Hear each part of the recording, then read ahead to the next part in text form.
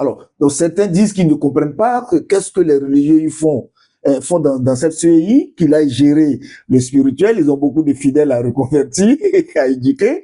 D'autres disent qu'ils ne comprennent pas aussi la place des magistrats, qui sont plus ou moins, j'allais dire, l'appendice du pouvoir. Finalement, cette CEI-là, qui doit la composer?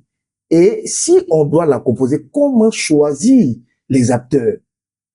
Voyez-vous, il y a quand même un problème. Le mal, on peut dire, est profond dans ce pays, le manque de confiance et de transparence. Voyez-vous, on a la justice. Qu'on lui fasse confiance ou pas, elle rend des décisions.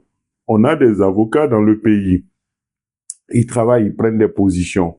On a des religieux. On va à leur église. On va à leur mosquée. Mais quand ils sont dans la CI, on ne croit plus en eux, on les respecte plus. On les chasse. Ils étaient bien dans la CI. On les a chassés. On dit qu'ils n'ont pas cette technicité. C'est pas qui a la technicité? Personne. Personne n'a l'expertise. Organiser une élection, c'est quoi? Ça consiste en quoi? Quelle expertise il faut? Il faut connaître quand même les standards. Mais quel type de standard? Il faut connaître les lois, le code électoral. Oh, bien sûr. Et puis il faut respecter les règles. Et on ne forme pas pour ça. Il y en a qui disent qu'ils sont experts parce qu'ils ont suivi 3 ou 4 élections. Mais si les membres des clergés ou autres sont dedans, ils regardent, ils observent, ils vont gagner la technicité et l'expertise. On fait comme si on allait à l'école pour ça, pour apprendre à organiser des élections. Il y en a qui se présentent, se prévalent d'être des experts. C'est pour avoir participé, pour avoir suivi des processus qu'ils ont gagné en compétences et en expertise. Mais personne n'est né avec. Il n'y a pas de... Non, il faut pas blouser les Ivoiriens avec ces choses-là. Cela dit, selon moi, le schéma et le format actuel, il faut le maintenir et discuter. Et puis, de mon point de vue, partir sur l'alignement de la proportionnelle, comme dans le conseil municipal. Voilà. Et ça va aussi créer les contextes pour que les gens ne boycottent pas des élections. Ah oui, parce qu'aujourd'hui, si on veut mettre en place des institutions, on va retenir quoi? On va retenir le poids des partis politiques au municipal. On va retenir le poids des partis politiques aux élections régionales. On va retenir quels critères si on veut faire, ou mais on va retenir les élections de 2021 et ne pas considérer celles de 2025. Sur quelle base? C'est effectivement ce qui rend difficile le maintien de la CEI dans la forme actuelle. Voilà, mais la loi existe, si on l'applique, on la reconstitue, on va aussi voir. On peut regarder toutes les formules. Au Sénégal, il me semble qu'il y a 3 structures. D'ailleurs, le gouvernement ivoirien a envoyé des missions en Afrique, ailleurs dans le monde en ce moment, pour regarder les autres expériences, comment cela se déroule, comment cela se passe. Et c'est à la suite de cela qu'un rapport sera fait, qu'une proposition de loi ou un projet de loi va être fait. Et puis, le gouvernement va décider, il prendra les meilleures postures. Mais au Sénégal, on a la direction des élections. On a à côté une commission de supervision. Et puis, on a une commission de recensement des votes constituée des magistrats et d'hommes de loi. C'est eux qui proclament les résultats. Maintenant, la direction générale des élections organise, elle fait le processus électoral, tout, on voit. Mais vous voyez que ils ont un système à peu près à 3 têtes, beaucoup d'entités, tout. Bon, ça leur réussit, mais malgré cela, il y a souvent des débats et ils sont pas toujours d'accord. On a vu ce qui est arrivé à Sonko, la justice, le procès, il n'était pas sur la liste, etc. Les soupçons de présence d'étrangers, de non-sénégalais sur la liste. Les pays ont les mêmes réalités. Bon, finalement, malgré tout, ils ont créé les conditions, ils sont allés aux élections et puis on a vu ce qui s'est passé. Donc, pour dire qu'il n'y a pas de système parfait et que même ce qu'on croit parfait est contesté, est critiqué. D'accord. Et il faut qu'on prenne du recul, qu'on observe, que les gens, voilà, cessent de voir que le problème, c'est la CI actuelle et cessent de penser que, d'une part, si on change tout, quand on revient au ministère de l'Intérieur, les problèmes seront réglés. Ce ne sera pas réglé, ce sera comme avant. Est-ce qu'on doit revenir à cela? Bon, il y aura débat. Il déplore que l'opposition ait réduit sa participation et qu'elle soit moins nombreuse que dans l'Assemblée nationale sortante, mais on espère que d'une manière ou d'une autre, elle sera consultée, elle participera au débat et fera connaître sa position. Le problème, ce n'est pas l'organisation de la CI, la loi en tant que telle. Ce sont les acteurs.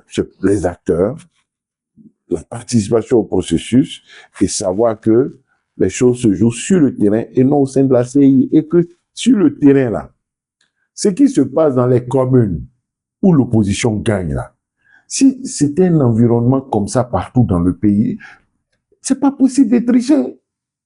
Imaginez, on a 201 communes en Côte d'Ivoire. À Cocody, le maire a gagné. Au Plateau, le maire a gagné. À Port-Boué, le maire a gagné. À Makori, le maire PDCA a gagné. Et 4 communes.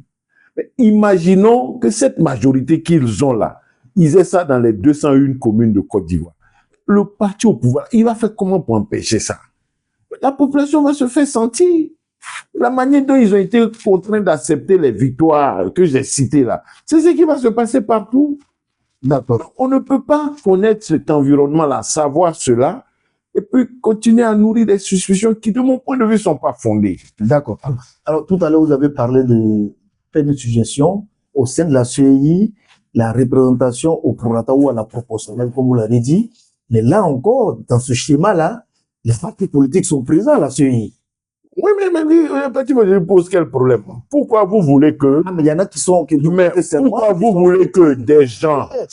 Oui, ça engage leur responsabilité, mais c'est pas une raison pour changer les lois. C'est pas une raison pour changer les lois. Parce que ce que vous oubliez, c'est que même des civils à l'époque, des religions peuvent tenter, des gens de la société civile peuvent aussi sortir, suspendre leur participation. Pourquoi vous pensez que c'est seulement les partis politiques? Voici des gens qui se battent pour accéder au pouvoir. Vous dites non, qu'ils confient leur destin à la société civile, que la politique a priori n'intéresse pas. La société civile vient chercher quoi dans la CI même? Vous dites vous êtes société civile, la politique vous intéresse pas. Société civile, c'est l'éducation, c'est la santé, la politique politicienne vous intéresse. Vous cherchez pas à prendre le pouvoir. Pourquoi vous voulez être ceux qui vont décider pour ceux qui veulent le pouvoir? Pourquoi? Elle a équidistance quand même. Elle n'est jamais équidistante. Vous devenez embedded, vous devenez des parties prenantes, vous devenez des acteurs.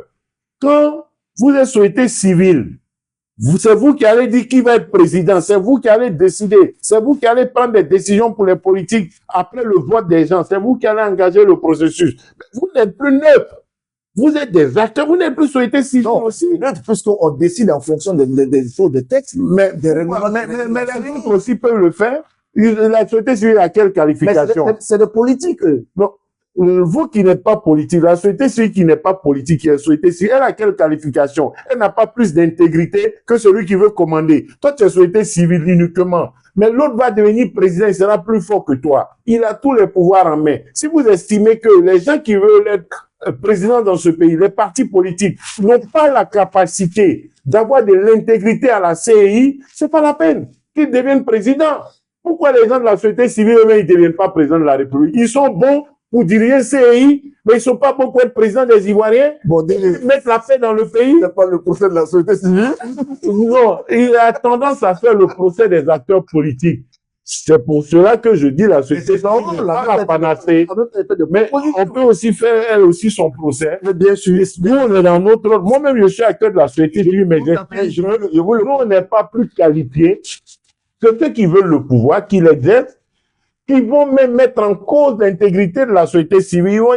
C'est pas société civile, c'est des traites. Vous allez prendre une décision, quel que soit tout ce que vous direz, les mêmes acteurs politiques qui sont plus dedans là, ils vont dire vous êtes des corrompus. Ils vont dire la société civile est corrompue. Il suffit d'un petit soupçon et puis la société civile est paralysée. Et elle va continuer, elle va dire non, elle est de bonne foi. Mais ils mettront en doute l'intérêt. Mais des gens dans un pays qui ont sorti les religieux, ils vont faire quoi à la société civile?